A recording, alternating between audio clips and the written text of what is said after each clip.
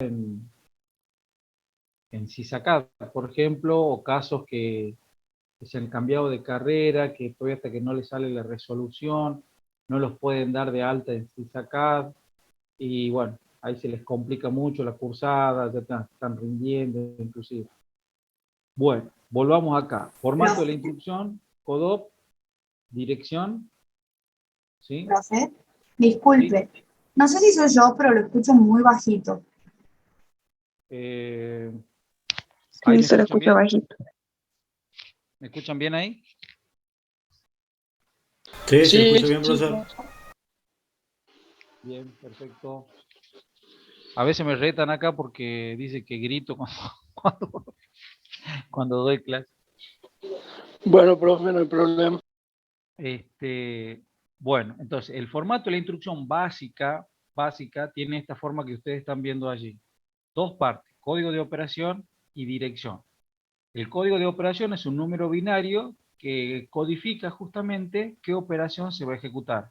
Sumar, multiplicar, leer memoria, escribir memoria, varias operaciones. Sabemos que para cada una de esas operaciones se necesitan datos.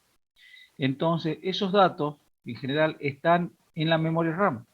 Para encontrar en memoria RAM, necesito saber cuál es el registro de esa memoria donde está almacenado ese dato. Entonces, como la memoria RAM puede tener millones, miles de millones de registros, ¿cómo hacemos para encontrarlo? A través de la dirección de ese registro. Si hago esa analogía de la memoria, es una estantería inmensa donde para encontrar algo debo saber ese número del estante o el número del cajón, de la cajonera, ¿se acuerda? Bien. Ahora, ¿por qué el compañero, y es correcto lo que dijeron, son 32 bits para la dirección? ¿Sí? ¿Por qué?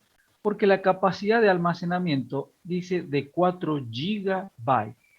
No dije nada respecto a la memoria de que en cuanto a los registros, qué longitud tiene. Si no se dice nada, implícitamente entendemos que cada registro de memoria RAM puede almacenar o tiene una longitud de 8 bits o el equivalente de un byte. ¿Sí?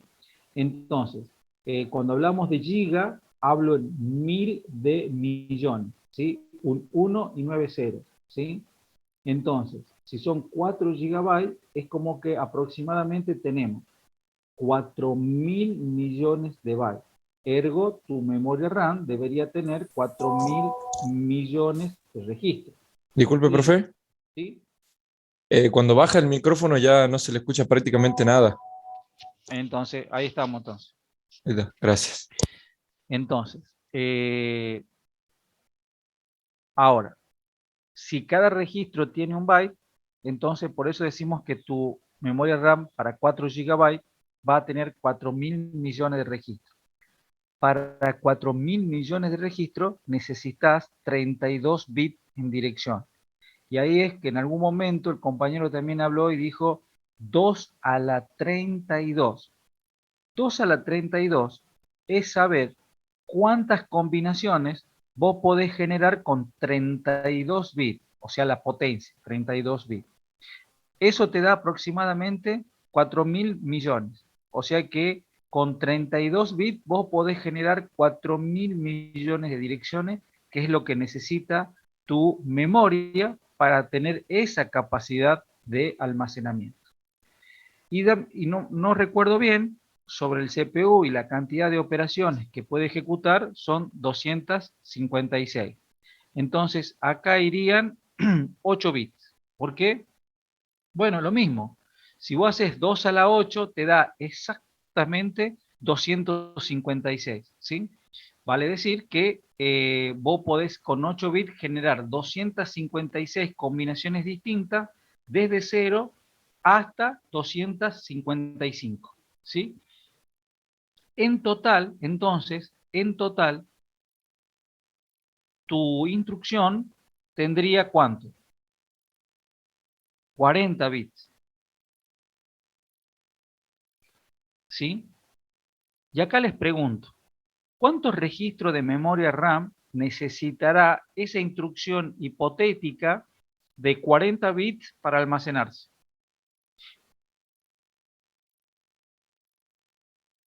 ¿Cuántos registros de memoria RAM necesita esta instrucción de 40 bits para poder almacenarse? 5. Correcto.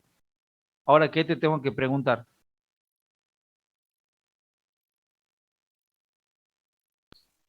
¿Cómo, profe? No entiendo lo que he dicho. El compañero, yo pregunté, ¿cuántos registros de memoria RAM serían necesarios para almacenar esta instrucción de 40 bits que acabamos de razonar? Una instrucción, una hipotética instrucción. Entonces el compañero respondió 5 registros, profesor. Correcto, le digo yo. Y ahora le digo, ¿y ahora qué te debería preguntar? ¿Cómo La sabe? cantidad de operaciones. No, ¿sabes qué te tengo que preguntar? ¿Por qué es correcto 5 registros? Porque en cada registro entran 8 bits y necesitas 5 registros para que entren 40. Exactamente. Muchas veces nos sucede esto, o a ustedes no se le habrá pasado, que en otras situaciones, no necesariamente tiene que ser en arquitectura, o la respuesta es esta, y es correcta, pero no sabemos explicar el por qué. Entonces, hay dos cosas, o no lo entendemos del todo, pero sabemos cuál es la respuesta correcta, ¿sí? O le hemos acertado por, bueno, de casualidad, por decirlo de alguna manera, ¿no? Traten de estudiar con los por qué, ¿no? Cuando aprendan algo, ¿por qué? Así podemos llegar hasta al inicio de la vida. Con un o dos por qué está bueno hacerse ese tipo de preguntas que te dan otra, digamos, consolidación, por decir algún término, en la adquisición de tu conocimiento, y que a eso va a quedar mucho más grabado y mucho más tiempo permanente en tu mente, para que lo recuerdes, ¿no? Bien, perfecto. ¿Se entendió esto, chicos? ¿Cómo estuvimos? ¿Muy difícil? ¿Fácil? ¿Qué opinan? Y por el momento sí. Bien, ¿hay alguno de los presentes que no entendió nada, nada, nada, nada?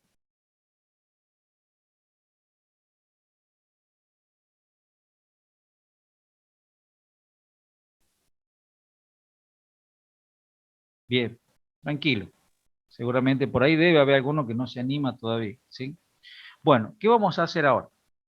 Les voy a poner un video, creo que más o menos de 30 minutos. Ese video es una clase mía de año anterior, donde explico cómo funciona una computadora, pero eh, analógicamente o comparativamente, cómo funcionamos en la cocina de cualquier casa para cocinar, básicamente, ¿sí?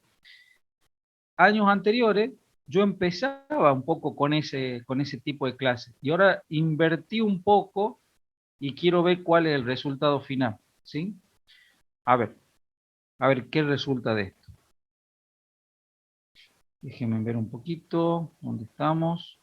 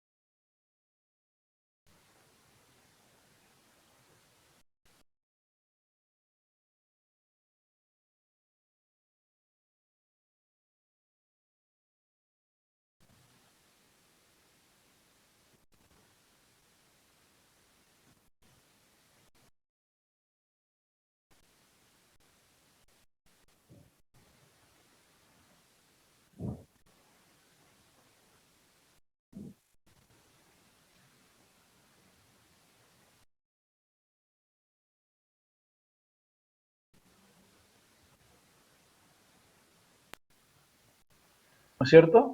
Y vamos a hacer la analogía. ¿Se escucha ahí, chicos? Con la ejecución de un programa. Sí, profe. Sí, profe, se escucha. Bien, entonces lanzo, va a demorar un poquito más de 30, ¿no? Yo lo voy a ir controlando, pero a ver, ¿cómo vamos con esto? Empieza a correr el video ahora entonces. Vamos a empezar. Bien, lo primero que disponemos, diríamos, es una alacena donde se guardan la mercadería, las materias primas. Hay distintos tipos, una hogareña, como indica ahí, o una un poquito más grande, como un restaurante. Y eso, digamos, si no tenemos guardado las mercaderías, es medio complicado poder desarrollar la tarea de cocinar.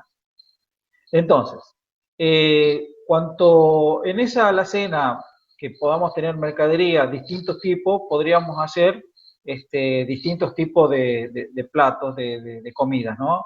Esa materia prima, ¿no es cierto?, va a estar ahí permanentemente cuando nosotros la necesitemos.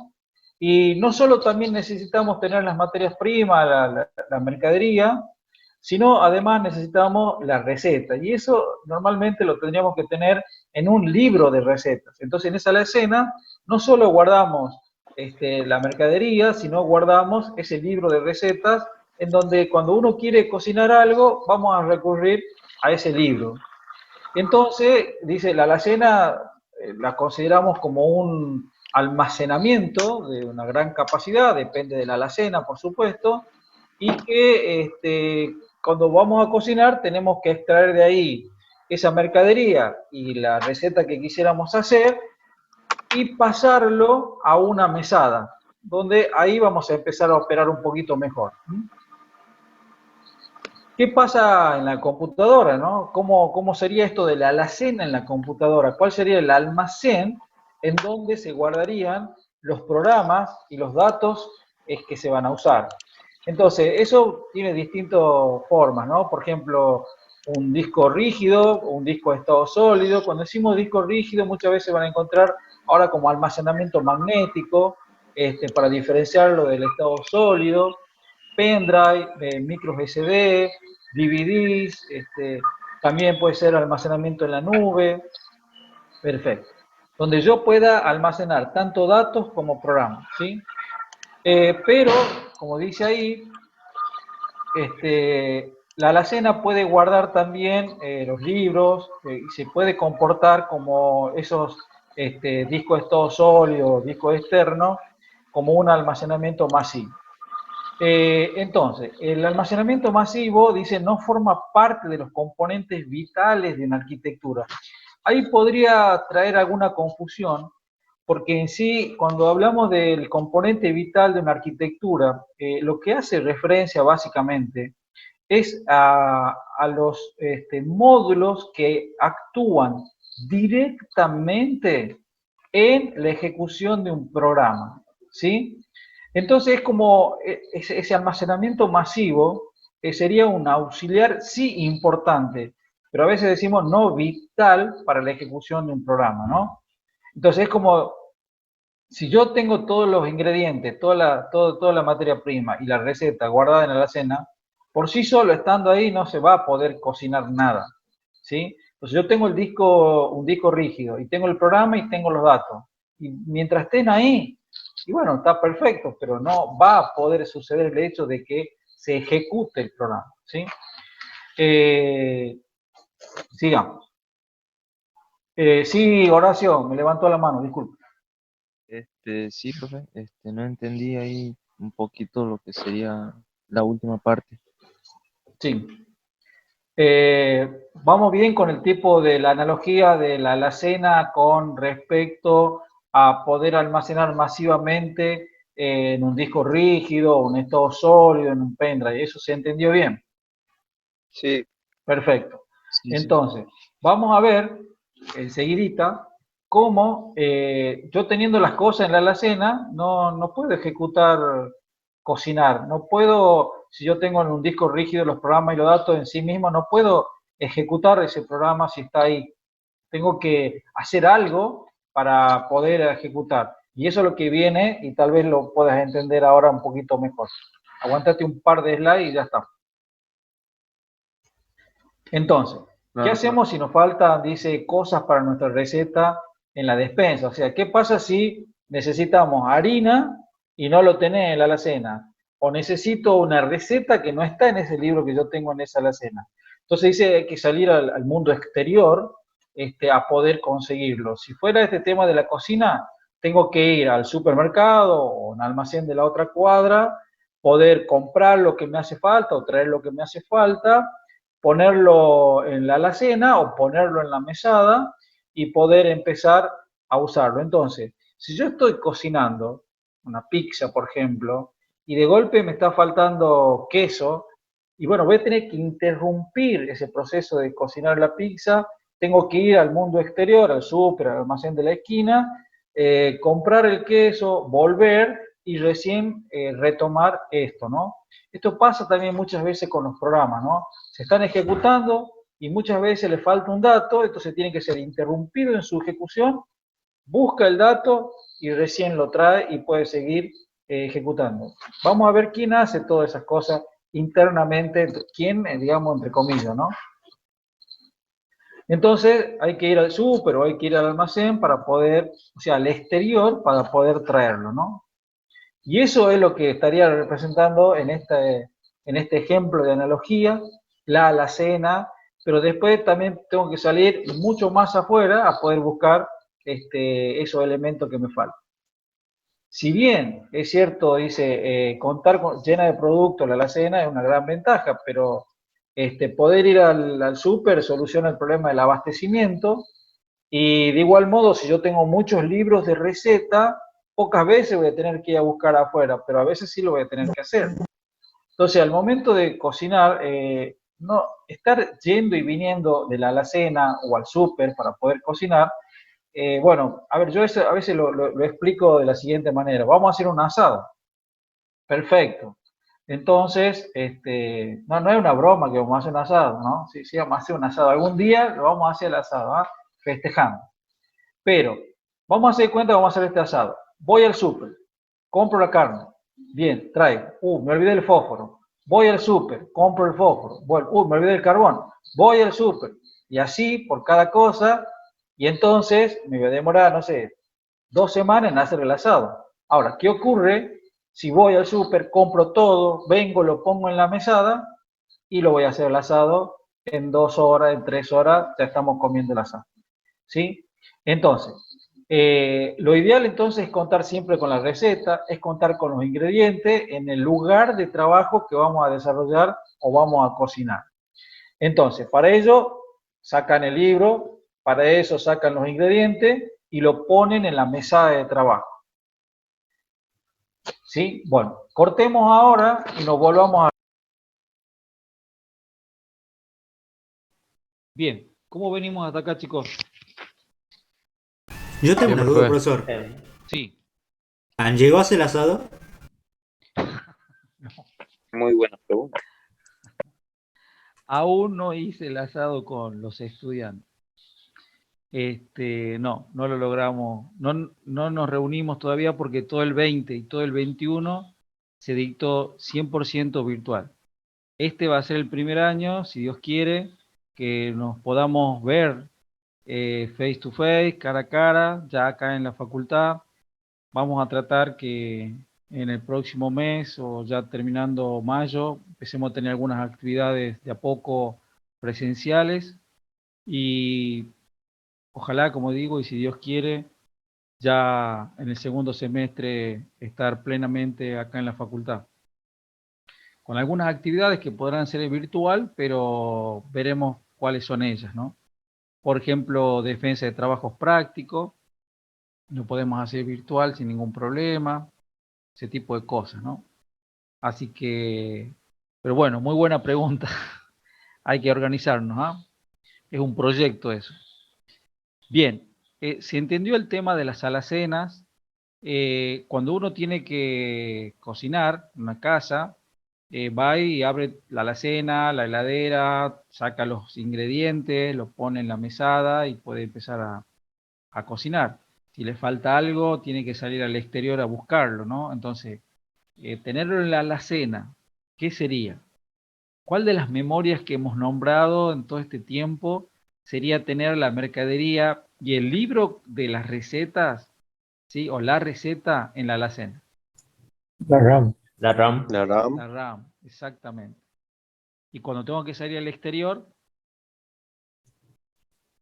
El disco duro. Disco duro. por ejemplo. Pero, como decía, mientras esté en la alacena, no puedo cocinar, tengo que sacarlo de la alacena y ponerlo en la mesada. Ese hecho de ponerlo en la mesa es como, ahí sí lo tenés a mano. Y esa es una memoria que vamos a estudiar después, que es la memoria caché. ¿De acuerdo? Es lo que el micro, ahí lo tiene a mano, adentro. ¿Sí? Bueno, ¿vamos bien entonces hasta acá? Sí, profe. Bueno, Sí, profesor. vamos entonces ahora a lanzar la otra parte, que es un poquito más larga.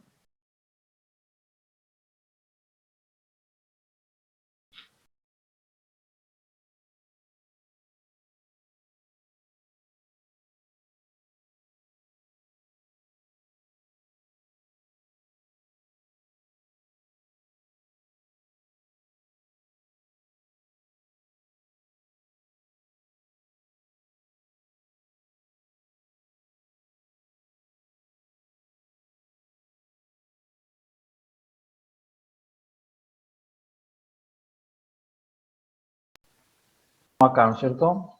Bien, ahí está corriendo de vuelta. Entonces, podemos tener los ingredientes, las recetas en la alacena, podemos tener ingredientes en el supermercado, recetas también, pero mientras no esté en esta mesada, iba a serme un poco complicado llevar a cabo este proceso de cocinar, ¿no es cierto?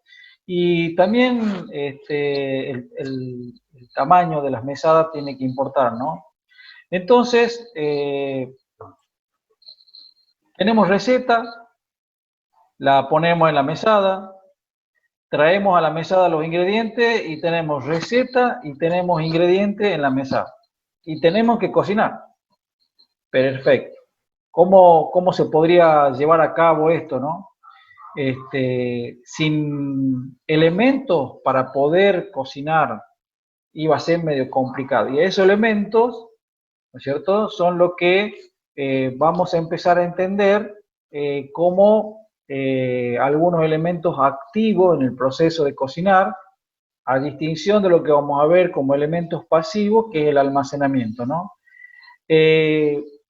¿Mesada chica o mesada grande? Si estamos acostumbrados a hacer platos complejos o para mucha gente, por ejemplo, y lo más probable es que necesitemos una mesada grande. Y si simplemente hacemos cosas simples, desayunos, meriendas o cosas muy simples, una mesada chica te sobra y te basta, pero por supuesto siempre tener una mesada grande estaría bueno, ¿no? Y esto tiene que ver porque la mesada va a empezar a jugar en la analogía que estamos buscando, la suerte de la memoria RAM. Entonces, el almacenamiento en la computadora, asociado con la alacena, viene a representar lo que son los discos, los DVD, los pendrive. La mesada de la cocina va a representar lo que es la memoria RAM, y como decíamos, este tipo de elementos que almacena lo consideramos como elementos pasivos porque solamente almacenan, del cual puedo recuperar y al cual puedo agregar cosas a medida que hagan falta, pero se los considera como elementos pasivos. Y ahora dice las máquinas, ¿no? O sea, vamos a necesitar eso que hablábamos, de utensilios, ese tipo de cosas, pero no tan solo eso, sino también necesitamos algún tipo de inteligencia que pueda operar todo eso. Pero vamos a este elemento activo, que son las máquinas o los utensilios que nos sirven para mezclar, para batir, para cortar, para hornear, para hacer tantas cosas, ¿no? Entonces esos elementos son los que conocemos como activos. Entonces, estos son elementos como utensilios, licuadoras, ollas, sartenes, palitos de amasar, algo sencillo. Pero también podríamos tener algo complejo que nos va a permitir hacer Las mismas cosas, más rápido, tal vez mejor. Miren cómo ahí tienen, por ejemplo, una procesadora donde tiene un visor, donde podríamos estar viendo ahí la receta, por ejemplo. Entonces, entre procesadoras, utensilios y unidad aritmético-lógica. Ahí viene una analogía. Entonces, ¿para qué nos sirve las procesadoras, los utensilios? Bueno, mezclar, batir, amasar, mezclar, ¿no? ¿Y cómo es esto dentro de lo que es el CPU, el microprocesador que está en la unidad aritmético-lógica? Es como un robot ahí que dice que hace todo, pero en vez de mezclar ingredientes, lo que mezcla, entre comillas, son datos, son ceros y unos. ¿Y cómo hace para mezclar eso? Bueno, se vale de operaciones aritméticas básicas, sumar, restar, multiplicar, u operaciones lógicas, AND, OR y NOT. No sé si en matemática discreta ustedes ya han empezado a ver álgebra proposicional. Si han empezado a ver álgebra proposicional, ahí están trabajando con operadores lógicos, disyunción, conjunción, negación, en donde la analogía con lo que sería ya el álgebra de Boole y los operadores lógicos, AND, OR y negación, que sería NOT, ¿no es cierto?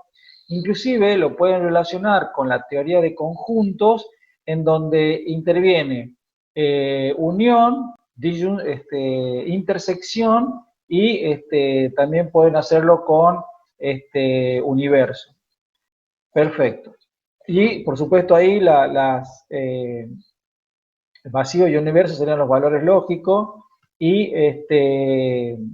en lo que es en matemática discreta, en lógica proposicional, trabajan con un valor verdadero o falso. Sin embargo, en los operadores lógicos para el álgebra de Boole, que van a ver en la parte práctica, AND, OR y NOT, trabajan con el sistema binario, que es el 0 y 1, pero es su analogía y su equivalencia. Entonces, a mayor complejidad, mayor rendimiento, por supuesto los costos son más altos. Una cosa, mira, ahí también dice, por ejemplo, comparaciones, ¿no? ¿Qué significa ahí?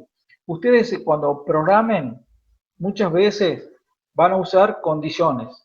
Si la variable A es mayor que el valor numérico 20, hay dos posibilidades, verdadera o falsa, ¿sí? Ahora, ¿cómo hace la máquina, cómo hace el computador internamente para poder entender o resolver esa condición y saber si su resultado lógico es verdadero o falso? Lo que va a hacer es una operación aritmética de resta. ¿Qué es lo que va a restar? El valor que tiene en ese momento la variable A con el valor 20 que lo está comparando. Si A es mayor que 20. Entonces lo que va a hacer es restarlo. Eso sí sabe hacer a través de la unidad aritmético-lógica. Cuando resta, obtiene un resultado. ¿Qué se analiza de ese resultado? Básicamente podríamos decir su signo. Ese resultado podrá ser positivo, podrá ser negativo, pero también puede ser igual a 0. Si restamos A, el valor de la variable A, menos el valor 20, y el resultado de esa resta es positivo, podríamos afirmar que A es mayor que 20, porque si no, de otra manera no va a dar positivo. Si el resultado es negativo, podemos asegurar que A es menor que 20. Pero si el resultado es igual a 0, podemos afirmar que son iguales. O sea, que A vale 20, menos 20 te va a dar 0. Y en base a ese resultado, puede decir si ha sido positivo, negativo o igual a 0, si es verdadero o falso a esa condición. Y a partir de ahí, seguir ejecutando la tarea que corresponde. Ya estamos llegando, dice. Entonces, para cocinar necesito recetas y necesito ingredientes. Para ejecutar un programa necesitan programas y datos. Entonces, en la cocina sacamos esa receta de la despensa y los ingredientes y lo ponen en la mesada. Y cuando queremos ejecutar un programa en computadora, sacamos el programa a ejecutar y los datos y lo ponen en la memoria principal RAM. Cuando uno enciende la máquina, es una forma automática que tiene la máquina ya de hacerlo, toma el software de base, que es el sistema operativo, que está almacenado en esa memoria de respaldo, un disco rígido, en este caso sería la alacena, lo copia y lo traslada a la memoria RAM para que pueda empezar a ejecutarse, y cuando ese sistema, ese software de base, el sistema operativo, comience a ejecutarse, nosotros vemos nuestro escritorio. Entonces, en la cocina sería sacar las recetas y los ingredientes de la alacena, ponerlo en la mesa de trabajo y para poder empezar ese proceso de cocinar. Bueno, como les decía, si tenían hambre, acá tengo los pasos para hacer un lomo al champiñón. Entonces ahí ustedes están leyendo los distintos pasos: remojar los hongos, limpiar el lomo de grasas, nervios, cortar en pedazos, picar el verdeo, el pimiento, cortar los champiñones, calentar un disco de arado, bueno, no se priva de nada, dorar las verduras, agregar el lomo, el caldo, y así paso a Profe, paso lo va. disculpe, Pero estos son los pasos. Sí. Necesitan una para consultita. poder... ¿sí? Cada uno de los pasos que sería receta sería las instrucciones que va a entrar en cada máquina, ¿verdad? Depende de lo que tenga que hacer. Claro, las No me da, amigo. instrucciones o los pasos de la receta No. vendrían a ser... No te lo puedo creer, boludo. ¿sí? No. Son los pasos, sería el programa que se tiene que ejecutar. Es lo que Esa yo sería sé. la comparación básica, más sencilla. Sí, sí, ¿Mm? ahora ¿Vamos? sí. Voy bien, ahí está ahí. Sí, sí. Ay, bro. Dale, Agu. ¿Qué Matías, no sé qué está pasó, haciendo. brother? ¿Qué pasó? Hija de puta. ¿Tenés un eco? ¿Yo tengo Sí, eco? cerrá tu Matías, el micrófono. micrófono. Bueno, ¿seguimos? ¿Alguna otra duda, chicos? ¿Cómo venimos hasta acá? ¿Se va entendiendo esto? Sí, profe. Por ejemplo, cuando decía ahí de los utensilios, bueno, podría ser básicamente qué tipo de microprocesador tenés, si un Celeron, un Atom, un A4, o tenés un i5, un i7, un Ryzen 7, en fin. Ambos, o sea, esos microprocesadores pueden ejecutar programas, sí, pero uno los hacen con cierto tipo de rendimiento en cuanto a velocidad, sobre todo, con respecto a otros, ¿sí? Entonces, no es lo mismo tal vez mezclar ingredientes Profe, con... ¿Sí? ¿Ramiro? se lo escucha muy despacio. Ahí estamos. Ahí sí. Entonces, decía, no es lo mismo, por ejemplo, mezclar harina con huevo con un utensilio que ponerlo en un bol, en una batidora eléctrica. Entonces, eso primero que va a salir con una homogeneidad mucho mejor y mucho más rápido, tal vez, que si lo hiciéramos manualmente a mano con un utensilio, ¿no? Pero de todas maneras, lo mismo se hace, ¿sí? Bien, sigamos, chicos. Hacer eso, los ingredientes, ¿sí? Entonces ahí tienen los hongos, tienen el lomo, el vaso de vino, el pimiento rojo, y así cada uno de los ingredientes que va a necesitar.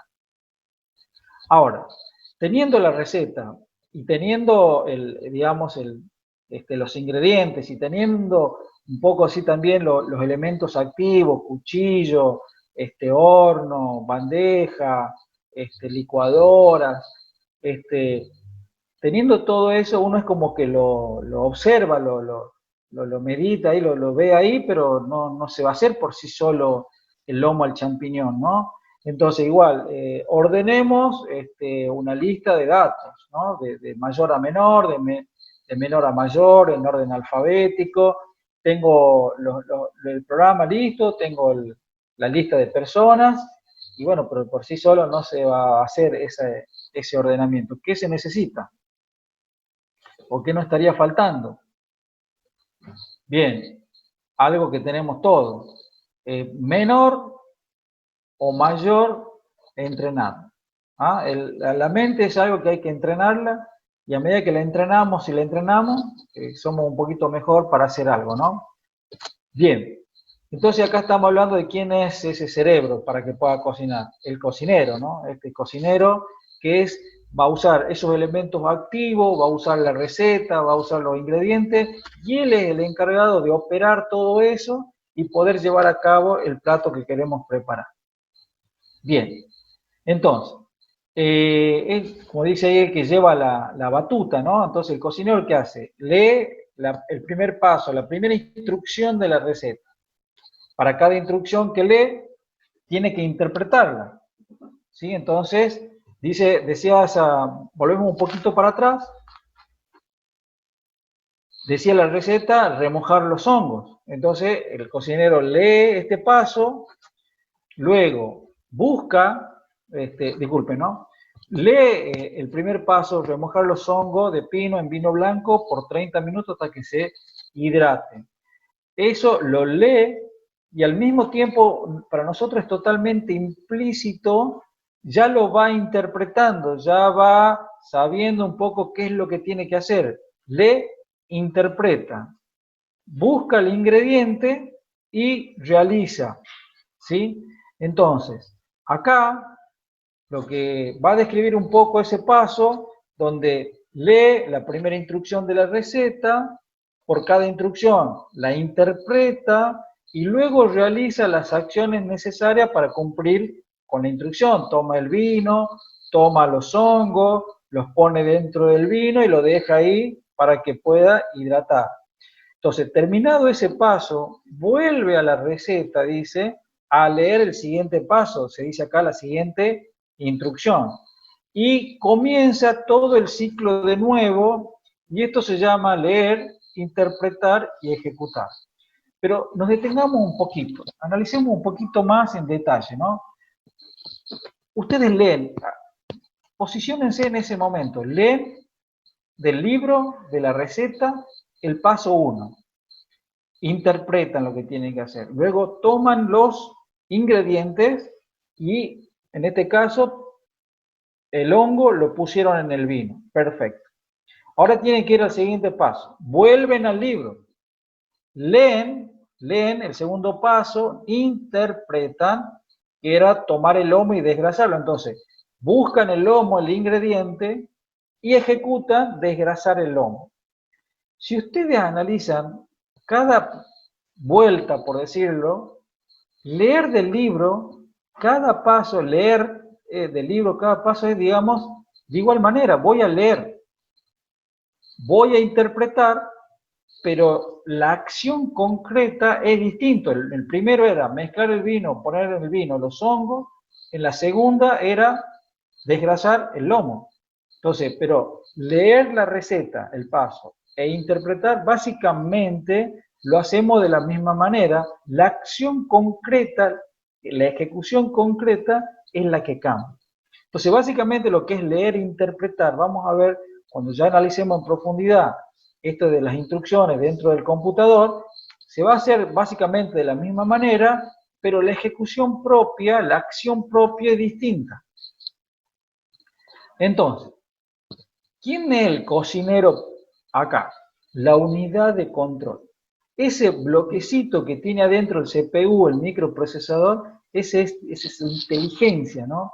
Es el que va a llevar la batuta de todo lo que va haciendo ese microprocesador.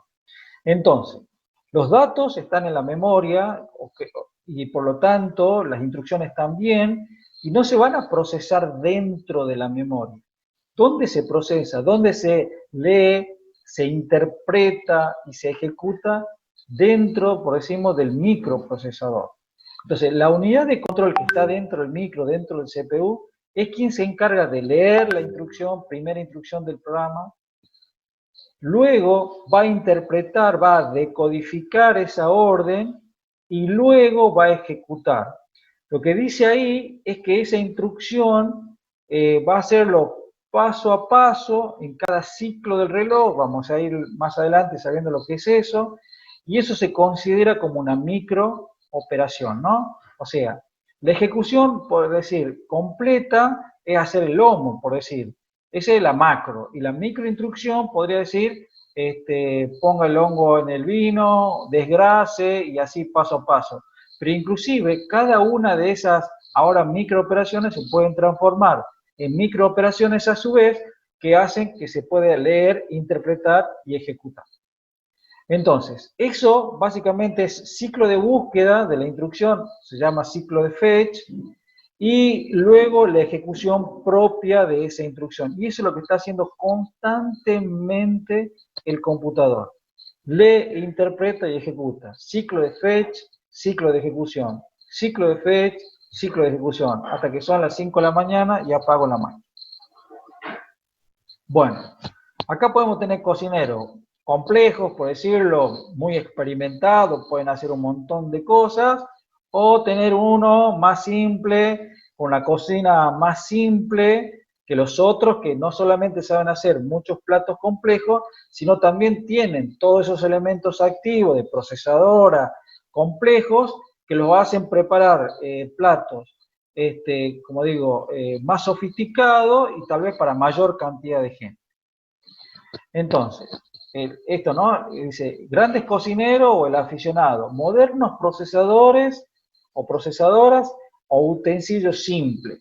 Entonces, dice, si lo pongo a un cocinero complejo, digamos, que sabe hacer muchos platos, que sabe usar procesadoras complejas, y lo pongo a cocinar con utensilios simples, es como que un poquito lo tengo desperdiciado a ese gran cocinero, y al revés, si pongo un cocinero, un aficionado, con maquinaria compleja, con procesadoras complejas, que no la sabe utilizar, va a llevar a cabo el procedimiento de cocinar, pero siempre va a echar a mano a los utensilios simples, con lo cual desperdicia la maquinaria que tiene y le lleva mucho más tiempo y trabajo poder llevar a cabo la tarea de cocinar.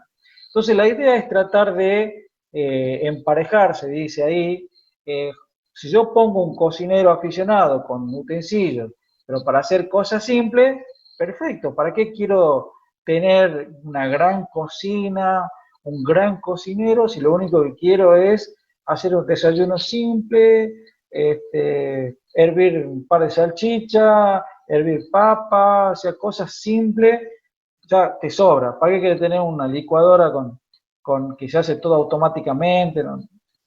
Si lo podés hacer mucho más simple. Ahora, si necesitas hacer cosas complejas y en forma rápida, sí es bueno tener un cocinero complejo y tener toda la maquinaria. Bueno, se busca la mejor combinación, te dice, ¿no? Y eso pasa también con los microprocesadores, ¿no? Entonces antes tenía mononúcleo y ahora tengo multinúcleo, entonces evidentemente no hay mucho para pensar. El multinúcleo me va a permitir desarrollar más o llevar a cabo ejecuciones de procesos, mayor cantidad de procesos en forma paralela, con lo cual nosotros tenemos varios programas abiertos, estamos haciendo distintas cosas y no se pone lenta la máquina, ¿no? Eso de lento no tiene que tener, no tiene un único, digamos, origen, sino pueden ser varios orígenes. Uno puede ser esto. Tratar de poder ejecutar, por ejemplo, programas como el AutoCAD o hacer renderización para video y quiero hacerlo con, no sé, con un Celeron y con 1 GB de RAM. Olvídate, ¿no? Es imposible, ¿no es cierto? Entonces, acá emparejar sería tener la unidad de control, que es el cerebro, y tu ALU. El ALU que puede hacer muchas operaciones, las básicas, lógicas, y algunas más, para que pueda, y operar, por supuesto, con números pequeños o con números muy grandes. Vamos a ver lo que significa eso también. Entonces, la CPU, que es la unidad central del proceso, que fue al principio de las computadoras, se usaba, dice, CPU, porque tenía la unidad de control, la unidad aritmético-lógica, se munía de esa memoria, pero cuando se le agregan esos registros internos, se le agrega un reloj para poder sincronizar todo su movimiento interno, y lo meten dentro del mismo paquete, del mismo circuito, es donde cuando nació el microprocesador. Y a partir de ahí se fue, digamos, de poder obtener tecnologías que permitieran el transistor, que es el elemento base de poder construir estos elementos, poder construirlo un poco más, cada vez más chico, si hablamos en criollo, en nanómetros. Eso permite tener mayor cantidad de circuitos dentro de un mismo chip o de un mismo paquetito, y eso nos ha permitido el multinúcleo y un montón de otras cosas, que es lo que estamos viviendo hoy en día. Pero aparte del micro, hay otro elemento importante que es la motherboard, ¿no? Que tiene o que se conecta a la motherboard, el microprocesador. Y ese era el sistema de buses que veíamos en el modelo de máquina interconectada por buses. Inclusive en esa motherboard se conectan los elementos de entrada-salida, dispositivos de entrada-salida, y muchos ya están integrados. Entonces, ¿cómo son las equivalencias? Tenemos las alacenas, que son como el elemento de almacenamiento masivo, la mesada de la cocina, que es la memoria principal, los utensilios, procesadoras, que sería la unidad aritmético-lógica, el cocinero, que es la unidad de control, y luego a través de los dispositivos de entrada-salida, que puedo ir al supermercado, pero no solo porque necesito grandes cantidades, sino porque necesito entrar un dato en particular, hacer un clic, ¿sí? Pero todo eso es lo que hace a la computadora, ¿no? Bien, entonces las equivalencias.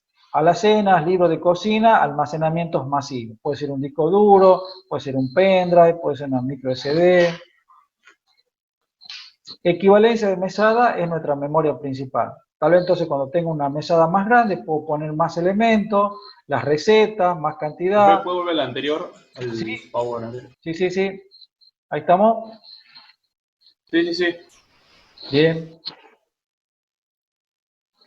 Acá tenemos las mesadas y a la derecha bueno, acá era a la izquierda los elementos de lo que sería una computadora y la analogía con la cocina.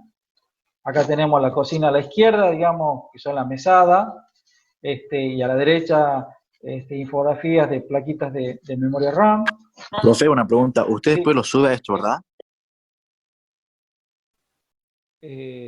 Sí, lo tendría que editar un poquito porque yo lo estoy controlando ahora, donde están mezcladas otras cosas. Tengo que editarlo y lo puedo subir, no hay ningún inconveniente.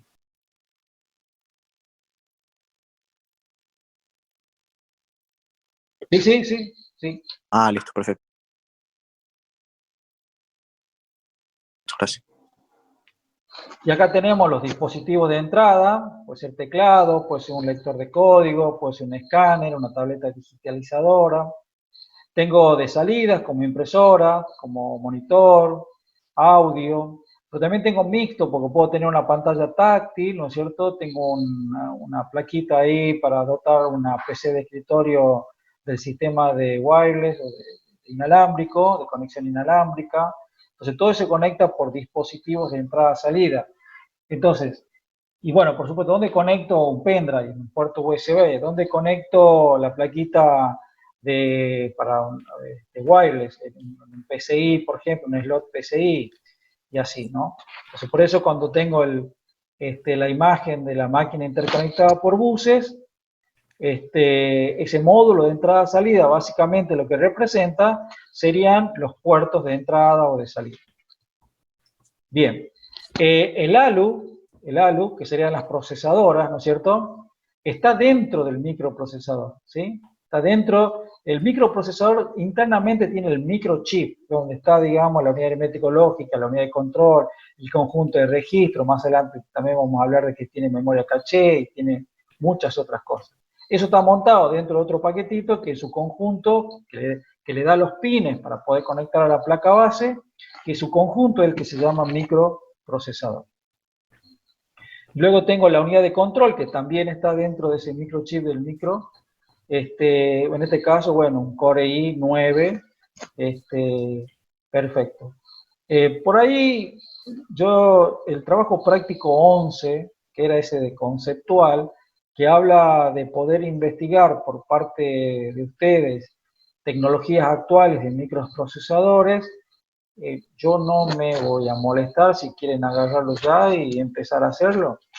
Estaría bueno, ¿no? Pero no es obligación tampoco. Bien. Equivalencia de los ingredientes, son los datos. Entonces, a la izquierda yo tengo los ingredientes, ¿sí? Y a la derecha, básicamente, es como tener un listado de clientes, donde tengo su apellido y nombre, su domicilio, si de qué país es, su teléfono. Entonces, así se ve lo que puede ser una tabla o una base de datos. Y estos serían los ingredientes. Y la equivalencia de la receta, acá a la izquierda tengo la receta, en un bol batir los huevos, segundo paso cortar la carne, tercer paso colocamos la carne dentro de la mezcla de los huevos, este es para hacer los milaneses. Si está acercando el mediodía, no está agarrando hambre. Y a la derecha tienen cómo sería o se vería un programa en sus distintas órdenes o sentencias, por ejemplo, condicionales como if, estructuras repetitivas como for, ¿de acuerdo? Entonces, esto, si ustedes ven acá, es un frame de trabajo para programar en C++, que es lo que ustedes van a seguramente utilizar en la cátedra Algoritmo y Estructura de Datos. ¿Sí? Entonces, estos son los elementos fundamentales de la cocina. Cocinero, la mesada, los elementos activos, como la cocina, las procesadoras, los utensilios, las alacenas, o si tengo que ir más afuera, los ingredientes y el producto final. Y los elementos fundamentales del computador, hardware y software, serían, en hardware tengo el microprocesador, donde adentro tengo la unidad aritmético-lógica, la unidad de control, un conjunto de registros, tengo memoria principal RAM, tengo almacenamiento masivo como disco duro, tengo los dispositivos de entrada-salida como teclado, como veíamos escáner, de entrada, de salida, como por ejemplo impresora monitor o mixtos, tengo los ingredientes, que es una tabla de datos de personas, y tengo la secuencia, que sería el que está puesto aparentemente está puesto al revés. Bien, entonces, esas serían las similitudes y la analogía. Conclusiones. Entonces, el proceso de ejecutar un programa en computadora es similar al proceso de ejecutar una receta, porque yo tengo que leer, si soy un cocinero, cada uno de los pasos que tengo que hacer, tengo que buscar ingredientes y poder realizar la acción leída e interpretada en la receta. 2. Debe haber una memoria principal que almacene el programa a ejecutar y los datos que van a procesar. Así como en la cocina tenemos o ponemos la receta y los ingredientes en la mesada. Entonces, el punto 3 sería que una unidad de control, que sería el cocinero, se encarga de leer de la memoria una instrucción del programa, comenzando con la primera y decodificarla. Es lo que hace el cocinero, lee la receta, lee una a una las instrucciones que quiere elaborar. El paso 4 dice la unidad de control y la unidad aritmético-lógica ejecuta o procesa instrucción. Del mismo modo, el cocinero toma el utensilio, toma la procesadora, va mezclando, va llevando a cabo la acción que se le solicitó hacer en la receta. Y el punto 5, la unidad de control vuelve a buscar en la memoria la siguiente instrucción. Es un proceso secuencial, ¿no es cierto? Y el cocinero vuelve a la receta, sería en busca de la próxima instrucción. Y entonces este paso del 3, que va a buscar de memoria el programa o la instrucción, la decodifica. Lleva a cabo esa orden. Va a buscar la próxima orden. Eso del paso 3 al paso 5 lo hace hasta que topa con la última instrucción, con el último paso de la receta, donde ya se obtiene el resultado, que es el plato que buscamos, y donde en un programa nosotros buscamos, por ejemplo, saber qué personas viven en Estados Unidos, qué personas viven en Argentina, o de una tabla de las personas de Argentina, quiénes son o cuántos son las personas que tienen 15 años, por ejemplo. ¿Sí? Ese sería el resultado final que buscamos. Entonces, esa analogía nos permite entender un poco el funcionamiento lógico que tiene un computador para ejecutar programas. Esa es esa analogía que buscamos de poder entender cómo se cocina en el ambiente de una cocina, con los elementos que tiene que tener una cocina, físico, utensilios, olla, procesadora, cocina, pero también podríamos decir, si bien es cierto la receta está en papel, El programa es algo que decimos que es un intangible, igual que los datos, ¿no? Bien. Bueno, ¿qué les ha parecido? Muy aburrido. Muy bueno, No. profe. Está De bueno. manera distinta, profe. No, estuvo bueno, pero me quedo con hambre nomás. Sí, ya están siendo 11:30. A ver, Sí, está bien. por ejemplo, si vos quisieras tener una cocina que cocine distintos platos y rápido, ¿qué harías?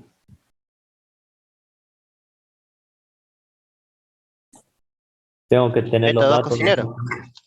Más Varios cocineros. cocineros. Varios cocineros. Bueno, perfecto. En vez de tener un cocinero, vamos a poner, no sé, 4 cocineros. ¿Sí? Bien, pero ¿qué pasa? Hay una sola licuadora, hay un solo cuchillo, hay una sola amasadora, hay una sola alacena, una sola mesada. Poder lo van a poder hacer, pero es como que ellos 4 se tienen que ir turnando. Por ejemplo, si uno está usando la licuadora, ninguno de los otros puede usar la licuadora, por ejemplo. ¿Sí?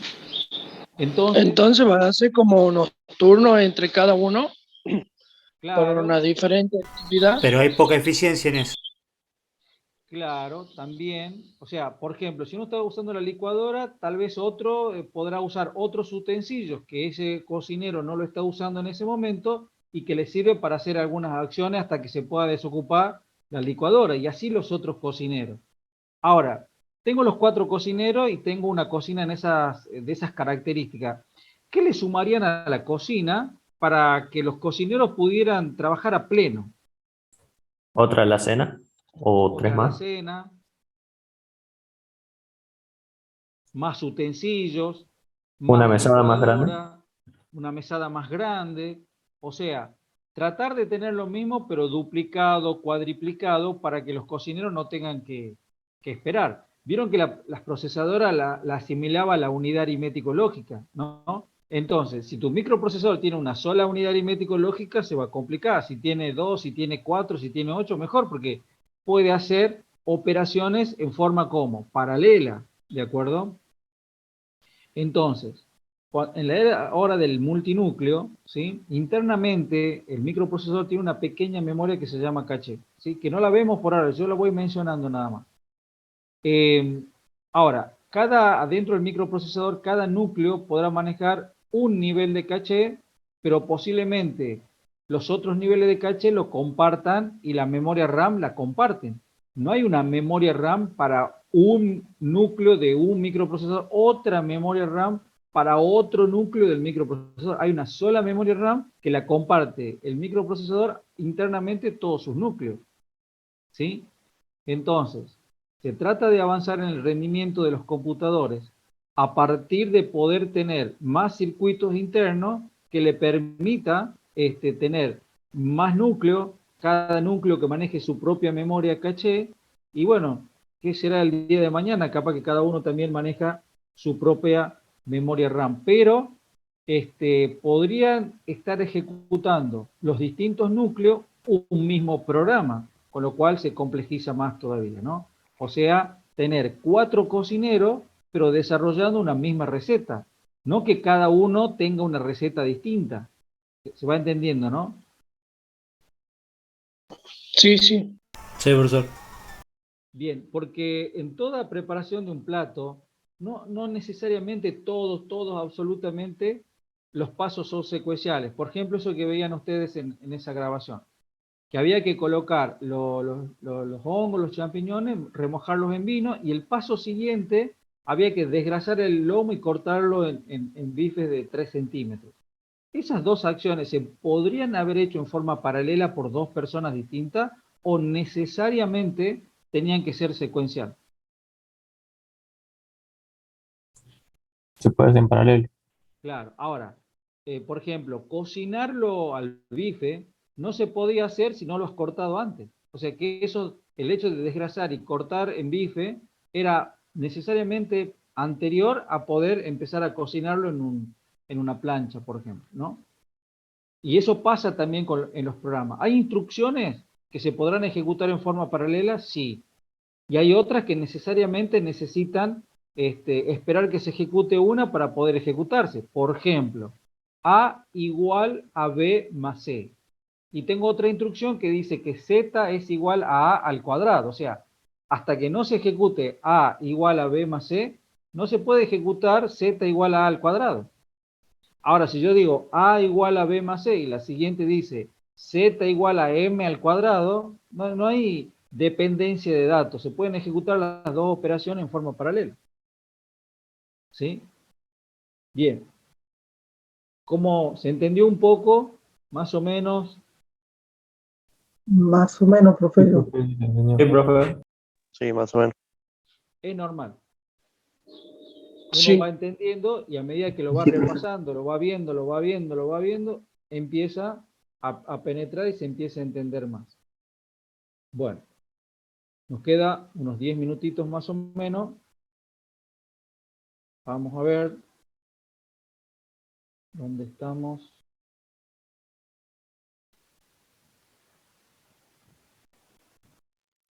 Bien, primer microprocesador, año 1971. El 4004 ingresado. Profe, disculpe, no se le Sí. escucha. ¿Ahí me escuchan? Sí, Ahí profe. Sí. ¿Ahí me están escuchando bien? Hola, hola, hola. Sí, se lo escucha. Saqué los auriculares. Bueno, entonces, primer microprocesador ingresado por la empresa Intel, ¿no? 4004 en el año 1971. Decía en la grabación que teníamos recién. Cuando lograron incorporar en el mismo paquete unidad aritmético lógica, unidad de control y un pequeño conjunto de registro de trabajo, nace el microprocesador, ¿sí? Esto se ha hecho con transistores, ¿sí? Y hoy se sigue construyendo con transistores. Ahora, la construcción de ese transistor es en tamaños muy pequeños, hablamos de nanómetros, y también trabaja o tiene que ver con qué material se ha construido ese transistor, ¿no? Bien.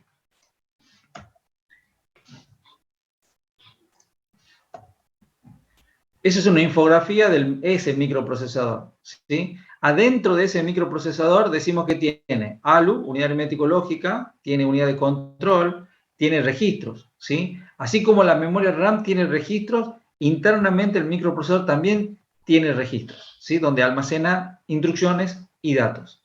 Ahora, esto es una infografía, es decir, ¿y dónde está la unidad de control ahí? ¿Y dónde está la unidad aritmético-lógica? ¿Y dónde están esos registros de almacenamiento? No se los visualiza, ¿sí? Entonces, ¿cómo vamos a estudiar esto? Bueno, acá voy a pasar estas infografías, voy a pasar la ley de Moore, acá tengo otra infografía de un microprocesador un poquito más actual, y llegamos al modelo de von Neumann, ¿sí? Todo computador hasta el día de hoy está representado por la arquitectura von Neumann, ¿sí? Von Neumann, ¿qué introduce? Porque en aquel año, más o menos 1940, 1950, no existía la unidad aritmético-lógica o la unidad de control, la unidad de entrada, la unidad de salida, sí existían. Pero cada vez que había que ingresarle una orden al computador, había que ingresarlo, por decirlo, a mano, ¿sí? Algo parecido a cuando yo cursaba la carrera, llegamos a comprar un computador, un computador de escritorio. Tenía más o menos, si mal no recuerdo, una capacidad de memoria RAM de 64 KB. ¿Escucharon bien, no? Sí. Bien. Y por supuesto no tenía disco rígido, eso era una cosa, no sé, de la NASA, no sé. Ahora, ¿qué teníamos? Vieron ahora nosotros colocamos, tenemos un puerto USB para poner el pendrive y a partir de ahí poder ingresar cosas, ¿no? O grabar también ahí. Bueno, teníamos, se decía, 2 bahías donde entrábamos unos disquetes. No sé si lograron ver alguna foto o tener en mano un disquete. ¿Sí? Yo tengo uno sosteniendo un escritorio. esos disquetes eran flexibles, no eran los rígidos, estos eran de 5 y un cuarto, las medidas de pulgada, y podíamos, en una bahía, se podía leer simple densidad, 128 KB, esa es la capacidad de almacenamiento de ese disquete, ¿no? Que vendría a representar lo que hoy es un pendrive, por ejemplo. Si leía simple densidad, estaría leyendo 128 KB, y si era doble densidad, el doble, por supuesto, ¿no? Bueno, entonces, cuando nosotros queremos que la máquina funcione, primero vos tenés que ejecutar el sistema operativo, el software de base. Cuando uno enciende el computador ahora, y ya ve el escritorio principal, ya se está ejecutando el sistema operativo. Ahora, yo les pregunto, ¿ustedes pusieron un pendrive donde el microprocesador fue a leer desde allí el sistema operativo? No, yo no pongo ningún pendrive, yo prendo la máquina y ya está. Bueno, cuando nos llegábamos nosotros y queríamos usar ese computador, veníamos con nuestra caja del sistema operativo, que tenía, por ejemplo, no me acuerdo, más de 10, 15 disquetes. Entonces, vamos a decir, el disquete número 1 tenía el kernel del sistema operativo. Entonces, ese yo lo ponía en la bahía, y es como que lo hacía ejecutar y me levantaba el sistema operativo, pero no en modo que lo vemos ahora, sino en modo comando, ¿no? Si ustedes van y ponen en el inicio, en el campito de búsqueda CMD, le trae una ventana a modo comando, una ventana de fondo negro, donde uno puede escribir comandos, ¿no? Entonces, y ahí podía yo empezar a usar ese computador. El sistema operativo traía un intérprete de un lenguaje que se llamaba BASIC, ¿no? Y podíamos empezar tal vez a programar. Y cada vez que necesitaba hacer algo que ese disquete del sistema operativo no le permitía, tenía que sacar ese disquete y poner otro disquete del sistema operativo que me decía, ponga el disquete número 5. Sacaba el 1, ponía el 5. Bueno, lo que hace von Neumann básicamente es introducir el concepto de programa almacenado en memoria. Vale decir que la unidad de control, que es el cerebro, no tenga que esperar que un ser humano le vaya a ingresar un dato. Todas las instrucciones y los datos los ingresaban, los ponían en una memoria, y la unidad de control automáticamente iba a buscar ahí instrucciones y datos. Hoy le llamamos memoria RAM, ¿sí? Bien, ese es el concepto fundamental y organización de ese hardware, y los 5 bloques fundamentales de la arquitectura de von Neumann son los que ustedes ven ahí. Unidad de entrada, unidad de salida, unidad de memoria, unidad aritmético-lógica y unidad de control, ¿sí? Interconectados entre ellos, ¿sí? A esa arquitectura de von Neumann, esas unidades principales, la vamos a estudiar seguramente con esta vista que tenemos, que se denomina el modelo de bus del sistema. Tengo a la izquierda de ustedes un bloque denominado CPU, que sería el microprocesador. Internamente tiene unidad aritmético-lógica, ALU, registros y unidad de control. Memoria, implícitamente la memoria RAM. Unidad de entrada-salida, que vendría a representar los puertos que tiene tu computador. Por fuera vemos USB, RJ45, audio, HDMI, por ejemplo. Internamente los PCI, PCI Express, puertos SATA, por ejemplo, ¿no? Ahora, todo eso está conectados entre ellos, de acuerdo a esta imagen que están viendo ahora, a través de una línea denominada buses. Se dice el System Bus, el sistema de buses, datos, dirección y control. ¿Qué representa eso en la realidad? La motherboard, la placa base, en donde se conecta el micro a través de un conector denominado socket, los slots para memoria RAM, y bueno, lo que decíamos recién de la unidad de entrada-salida. Y este es un computador, esta es una imagen, una gráfica de un computador, y vamos a estudiar su comportamiento lógico de cómo ejecuta programas, pero escrito en lenguajes de bajo nivel, código máquina en ceros y unos, o a través de otro lenguaje de bajo nivel que se denomina assembler o ensamblador, ¿sí? Eso sería por hoy, chicos. Ya están siendo 42 y lo voy liberando para su próxima clase. Entonces, bueno, vamos ahora